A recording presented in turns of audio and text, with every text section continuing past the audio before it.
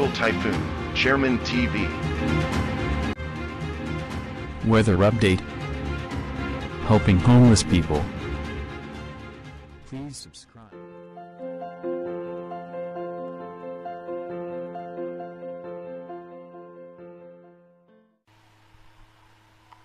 Magandang gabi po. Ito po ang ating latest update ngayong araw, August 11, 2023.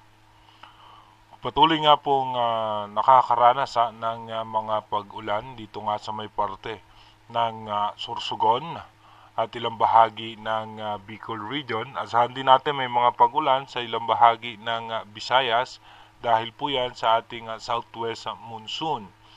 Asahan din natin na mayroong pag-ulan dito nga sa may parte ng Mindanao. Ito nga po ay mga pulupulong pag-ulan lamang, pati yung northern portion nga po ng ating Palawan, may mga isolated rain shower. Maging sa may parte ng northern Luzon, meron nga tayo dyan mga isolated rain shower, lalo-lalo na nga dito sa may parte ng Ilocos Sur at sa may parte ng La Union. Ayon nga po sa ating advanced weather forecast ng European Center, meron po tayong posibleng sama ng panahon na i-monitor na posibleng nga pong pumasok ng ating Philippine Area of Responsibility. Sa ngayon nga po, asahan natin next week magiging maulan nga po, lalong-lalo na po sa hapon at sa gabi dahil sa muling pagbugso ng ating habagat. Dumako na nga po tayo sa ating advanced weather forecast. Ayon nga sa ating advanced weather forecast, mapapansin nga natin bukas makakaranas pa rin po tayo ng mahihina at katamtamang pag-ulan. At pagdating naman po ng August 13, asahan pa rin po natin may mga mahihina at katamtamang pag-ulan sa may parte ng Visayas at western section ng ating bansa. At pagdating naman po ng August 14, may mga pag-ulan na rin tayong posibleng asahan dito sa may parte ng Mindoro provinces at western section ng Central Luzon. Pagdating naman po ng August 15, magkakaroon tayo ng low pressure area outside PAR at may mga pulupulong pag-ulan po tayong mararanasan lalo-lalo na po dito sa may parte ng Mindanao.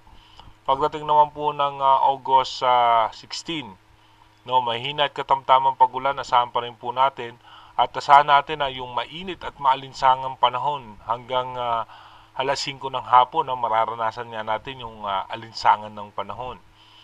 Pagdating naman po ng August 17, dito na nga po magsisimulang magkakaroon ng posibleng malalakas na pag-ulan dahil nga sa muling pagbugso ng ating habagat.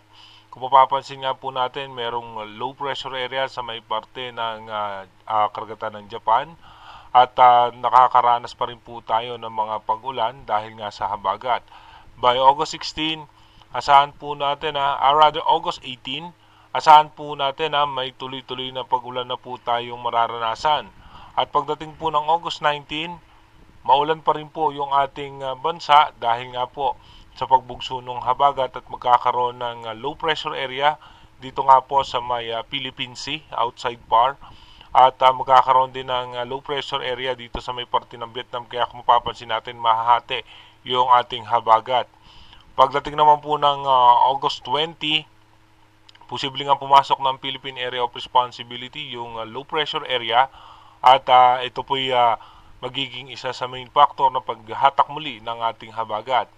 Pagdating naman ng August 21, mapapansin natin as low pressure area, nandito pa rin po yan sa loob ng ating Philippine Area of Responsibility at makakaranas pa rin po tayo ng mga pag-ulan. Kung mapapansin nyo yung ating advanced weather forecast ay nagbabago. Ngayon nga po magkakaroon tayo ng low pressure area na papasok sa ating Philippine Area of Responsibility. Kaya manatili tayong tumutok sa ating advanced weather forecast para malaman natin yung mga posibleng sama ng panahon na makakaapekto sa ating bansa. Kaya ba yung pag-iingat at paghahanda na sa ating mga kababayan, pero itong susunod na mga araw na po na ito, na simula bukas, August 12 hanggang August 16 ng hapon, ay makakaranas po tayo ng maalinsangang panahon. Mag-iingat po tayo palagi. God bless po sa ating lahat.